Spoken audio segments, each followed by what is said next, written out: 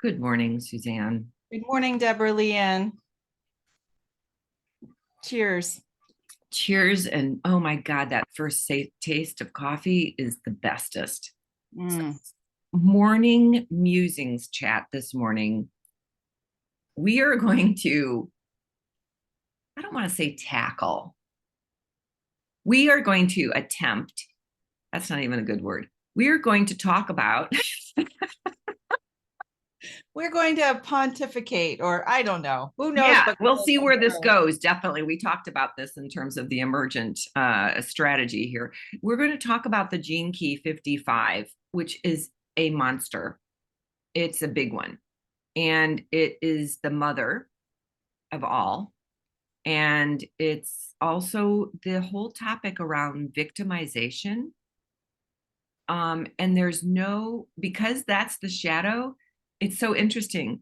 The acidic state, the spiritual state, as well as the gift of this shadow, are both freedom, which makes it unique as well.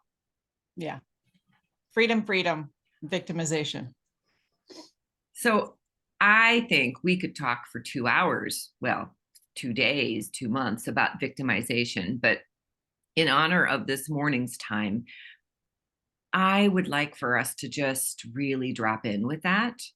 The questions that he asked were so poignant this morning. When I was listening to it again, I've only listened to this like 4, 5, 6 times now.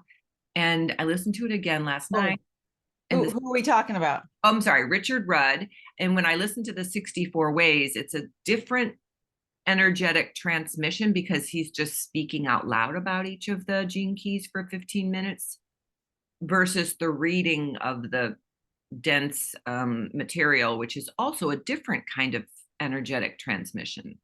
So in doing both and in listening to both and in reading, I'm just curious what's your high level thing about the whole victimization? Like, where do we not feel free, or where are we playing a victim in our lives?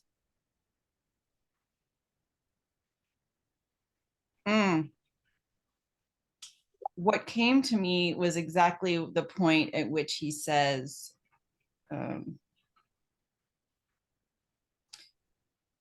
we keep distracting from the pain. That hit, huh? Yeah. And why? Because is there a certain is there something that you do instead of feeling the pain, or when you're starting to feel that pain arise in you? I've learned to embrace it, but there's times where I would just run away from it. And there's still times where it's pretty intense and I'm like, okay, I'm gonna listen to some soft music. It's, I can transmute this. Not that I can try and escape anything, but like, I know that I can be lighter if I don't feel confined or weighed down by worry, thoughts. Because when we get in our thinking brain, there's this spinning out that can happen. Any kind of concerns, like that's when and I'm not spiritually bypassing. This is what I'm here doing, is giving it up and surrendering it, any kind of concerns, or I might think I have plans, but there's always a better plan that's outside. Yeah. And yeah, my insistence, right? But like, I get caught in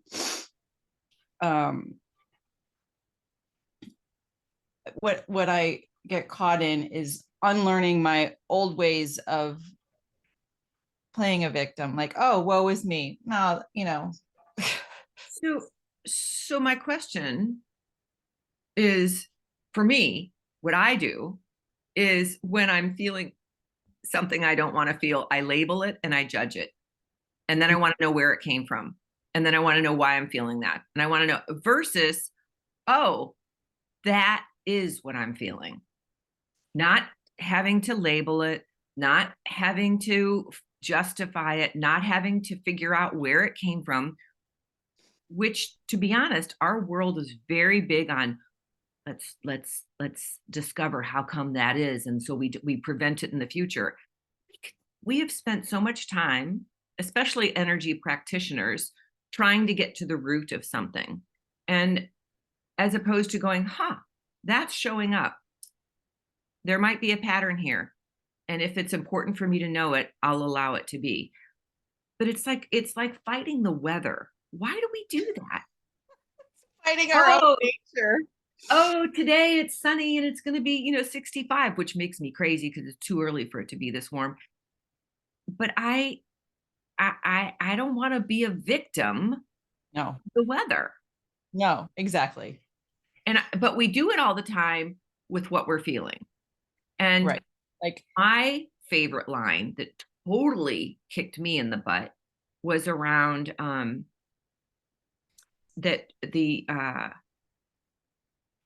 I just lost it. It was about the not just where am I not feeling free, or where am I feeling a victim, like in what area of my life. But then when I look at it, it's all about just the need for external validation. Am I alive if you don't see me and respond to this YouTube video? Am I alive still? Am I important if I don't have a partner who tells me he loves me? Am I important? Do I have purpose if I don't have paying clients in this moment? I mean, it's like on and on. It like when I was my very first self-help book I ever bought, I was 22 years old, fresh out of college, brand new, big, professional job. And I was in a bookstore and I bought this book that says, "What you think of me is none of my business." And I remember being blown away by this. I went to my manager and I was like, we all need this. We were in sales and we were worried if somebody, got angry with us that meant that we weren't good at our job. And it has nothing to do with them having their day. And so this was, oh, geez, 1980, 81. I mean, decades ago. And I remember it was mind boggling to tell people that what others think of you isn't really what's important. It's what are you thinking of yourself? And it was life changing for me. I mean, it's also been life work for me. I'm glad I started early. So where do you where and we talk about this all the time, that fear of rejection, the sharing who we really are in the world, all of those things make us a victim. You know, we're not feeling free to just be you and me doing our weird stuff, which we are here, scarily. well, another time, if you plucked me out in another time, I probably would have been in that space that you're talking about, where I would have, oh my God, I'm going on camera without makeup. What? Here, let's put on some lipstick. Like I couldn't be seen unless I felt perfected, or, done up, or I couldn't face the day or be out in public unless I had something on my face. So I feel like I'm feeling much more free. Oh yeah. And you can feel that there's degrees of it, right? Right. I mean, we know That's just a superficial one, but well, it's the gift of it though. It's like I'm not gonna be victim to that anymore. So I've got a freedom, I've got some space, some opening, some lightness there. right. But to get to that whole thing of being free of our bodies in this life, and that is a truly high level place. And it's also the freedom of the fear of death. Definitely. I think that fear of death keeps us feeling like we only have so much time. We have to, we have to get these things done. And the doingness. Let's pause there for a minute, because that's one of my distraction things. He talks about the Wu way. Oh, I love that. And it's the art of doing nothing. And we're not talking about like doing nothing. It's the fact that you can. Yeah. Fine. It's it's the fact that you are not trying. Whenever I hear trying, I'm like, well, you're either doing or not doing. Why are you trying anything? Yeah. That's You're not part of being or your you're not. nature. Yeah. Right. You're being or not being. So, um, stop pushing, allow the flow. And I love the fact that he talks about the freedom being you're a vessel. And so you're empty and you're full. You're empty and full. You're letting it flow through you like a shell, Yeah. and you're letting the energy flow through. We're not holding on to a bunch of things that don't serve us. Which is the constriction, which is another shadow. I mean, you can see how Yeah. all of the shadows all fall into being victim to something, victim Yes. to some fear. Typically, it's a fear-based victimization. So Right. it's if we can just ask ourselves, what am I a victim to? And start noticing going through the day. We may not even realize that I'm a victim to having to have more and more and more. I need more. I don't need, You don't never need. have too many. That's not true, because I also know that I like to have a variety, and I like to have the beauty of the, and I also like to share them. So anyway, but where do we? It was very fascinating to me, because I'm looking at, if I were to move, how do I move these big, huge monster trees that have been with me for decades? How do I, what would I get rid of? What's important? And I realize I'm victim to my stuff. Mm. There's something about being surrounded by these things that makes me feel so yummy and good. And then am I like, do I need these things to feel yummy and good? So anyway, I'm going to play with that now that we've entered that gene key as of yesterday, or whenever it was that the pulse began. And now I'm like, okay, time to really play with it. If we have time, we've talked about breaking this up into a couple of sessions. This is where the different bodies, the atmic, the bodic, the monadic, the causal, all of those different bodies have different dimensions of victimhood, and what it would mean to hit victim, I mean, to get to the place of freedom in all of those dimensions of ourselves. That would probably be hitting the spiritual citic state of freedom. Is that what you're thinking? I don't know. I think so.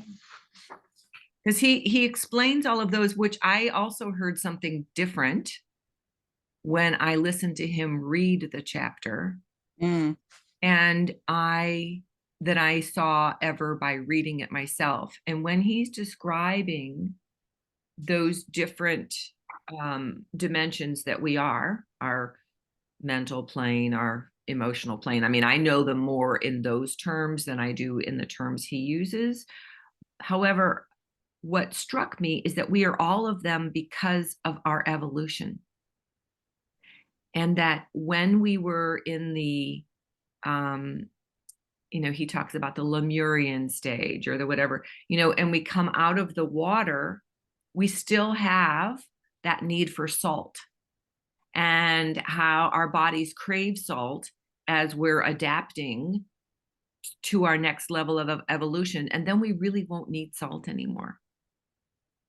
And I thought, now that's a level of evolution that I can feel in my body right now, where I have to have my sodium and potassium and magnesium every day Mm-hmm. to shore myself up, or I don't feel balanced. I don't feel, myself. And more people I know I talk to are also saying the same thing. So that they drink their electrolytes in their coffee every day, or in their, so where I'm at is understanding evolution in a way where I feel I'm actually part of evolution, is it, as opposed to, when we grew up and we saw the ape, moving into the Homo sapiens species, that chart hanging on our wall in science class. And now I'm thinking, oh, no, no, no, no, it's happening faster. And just because our physical shapes haven't changed much, our brains are changing, our Yes. cells are changing. So how do we even want to play with that? Can we be a victim also to evolution?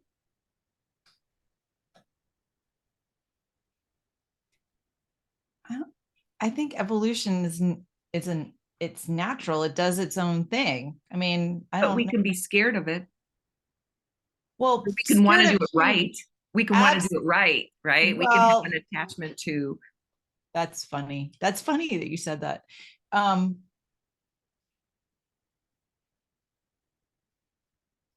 yeah, that's that fear of failure. Like, oh, And he said the yeah. spiritual world is really, really attached to having to do it right, doing it the perfect way, doing it the spiritual way, the judginess of other people, not allowing them to be on their paths and being okay with them being where they are. We are not okay with people being different. We are not okay with people who don't think the same, vote the same, have the same religious or spiritual beliefs. We want them to be different a lot of the time. And even if we don't go out and knock on doors and try to get them over to our side to see things from our way, we still hold that I want them to be different. Mm. Well, and I think, I want to get rid of that. yeah. Well, and I think that this is that time in space where we recognize that everybody has their unique gifts and owns that, and that it's the power of we, and recognizing our totality in all of our spaces is exactly perfect at this time. Yeah, And the not to thank discount this. anybody else's experience of where they are or try to change anything. That's where we can get back into in our internal, how are we individually feeling victimized, and where can I free myself? Because as we free ourselves, then we're all like dancing in concert, right? Well, we um also make space and we model for others. And it starts to shift the energy and it ripples out from us as emanators and light beings with neurotransmitters that beam back and forth and radiate. So I mean, it's not just energetic, it's also there's a lot of science around that. So if we shift and new beings, human beings being born from here on out, they don't have some of that junk DNA that we inherited. Thank you, grandma and grandpa. It's What? you know, and so they're coming in going, oh, and my children taught me that so much when they were little bitty, and they're like, oh, they can't help it that they're da da da, that's just who they are. And just because they don't have a home and they sleep on the couch at their different people's houses all the time, they're one of my friends. That's why they have to come to my house all the time. I'm like, okay, all right. I was kind of scared for them hanging out with those people because they scared me. So I can see how the children are coming in and teaching us elders that they see things differently. So we can, as we open, I see what you mean. We can teach and teach by being. Teach by being, right? Relaxing into that. Yeah. And really trusting in life. I mean, this is, again, I keep using the word trust, I think, in a lot of these videos, but it is, life can take care of itself. It's just being open and aware of what's happening within you.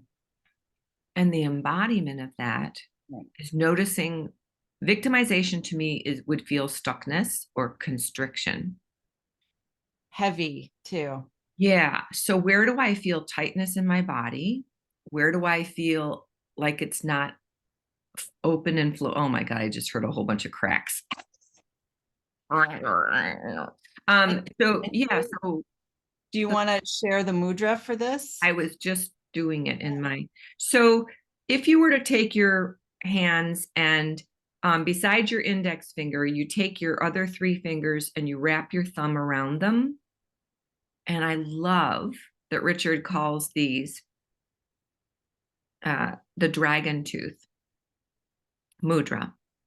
And so what it is, as we hold it up and contemplate, is as areas we become aware of those areas within us where we are playing a victim. And though we will continue to have those, where else am I being a victim? And where else am I being a victim? And what else has a hold on me? Where else am I holding constrictive energy? This acts as a way to separate or sever that energy, that connection that we have to that old way of being, energetically, not physically hurting us. But so as we contemplate freedom, it's like letting go, letting go. The dragon's tooth can help us sever from those old ways of being.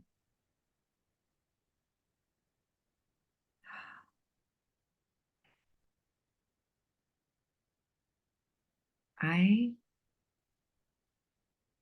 love this because I can almost feel stuff leaving me that way. Mm-hmm.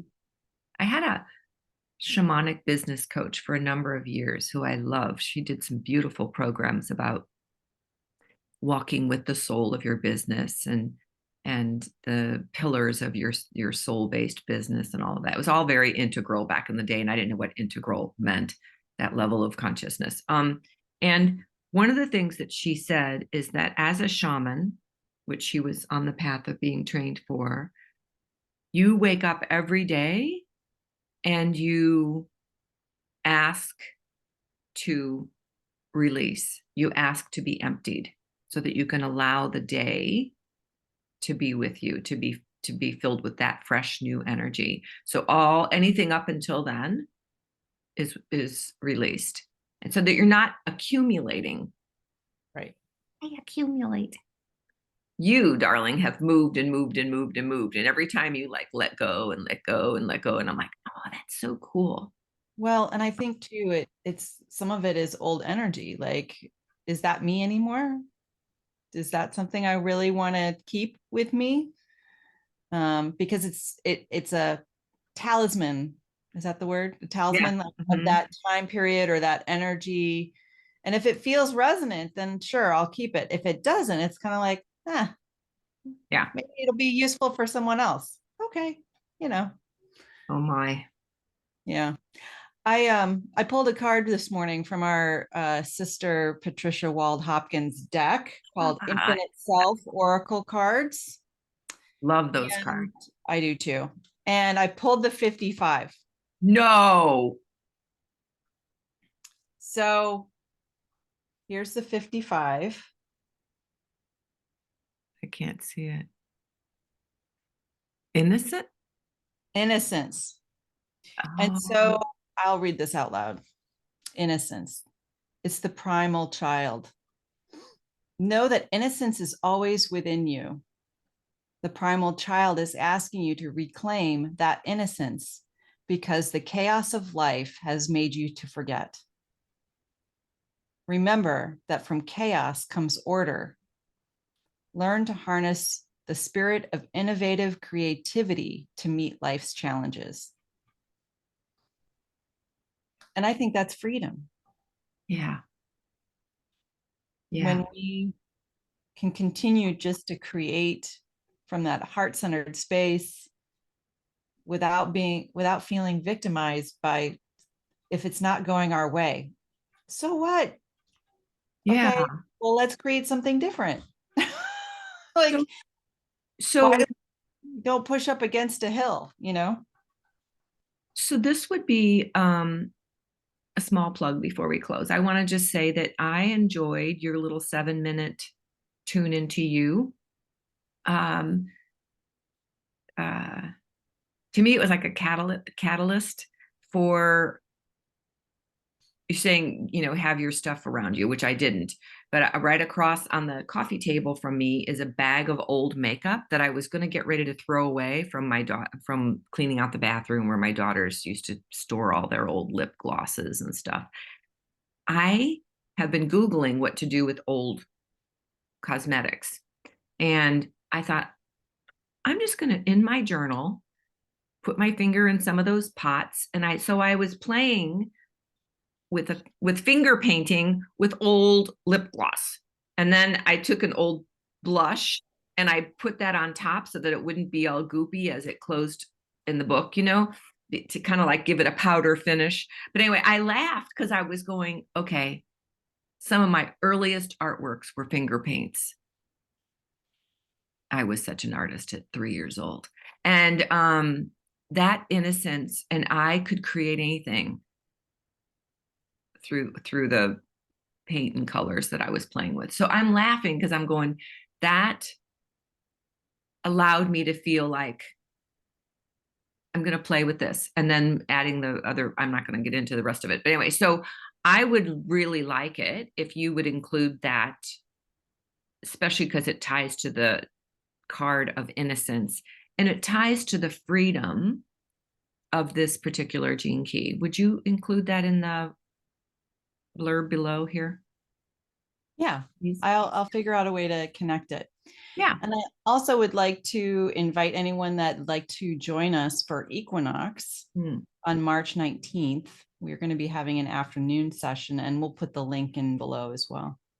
Yes, and it's really about, it'll be actually a day before the real actual equinox, which I find is pretty much that any time that week. It's a very interesting time where the day and the night are equally about 11, 12 hours each. And it's such a momentous time to play with, okay, I'm using all the old stuff I want to get rid of, putting it in compost, and I'm also planting new seeds. So it's like the getting rid of and bringing, calling forth, and it's even more magical when you do this in community because it kind of amplifies the energy. So please join us if you can pop in. We're going to have a recording, right? So if they can't make it at that particular time, they can receive the recording and do the practice later. But it's not the same as being in there with the time. Yeah. So thank you for being here. We adore having this opportunity to do these conversations, not really knowing where they're going to go, and sharing them with you because we're all in this together, learning, growing, laughing, being ourselves, being our humans. Take good care. Till next time.